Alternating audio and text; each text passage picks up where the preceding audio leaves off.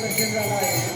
भाविकांचं दर्शन झालं आहे. त्या भाविकांना विनंती करण्यात येते की आपण विनाकारण मंदिरामध्ये न थांबता उत्तर दरवाजातून बाहेर पडायचं आहे. विनाकारण थांबून न जाता उत्तर दरवाजातून बाहेर पडायचं आहे. गर्दी वाढत आहे.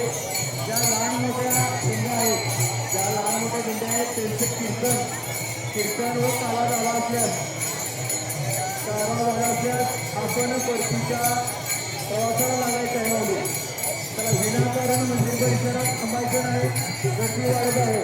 ज्या भाविकांचं दर्शन झालं आहे त्यांनी उत्तर दरवाजातून चौकात बाहेर पडायचं आहे. तो दरवाजा खडा दरवाजा आहे, त्यामुळे चौकात बाहेर पडायचं. माऊली चला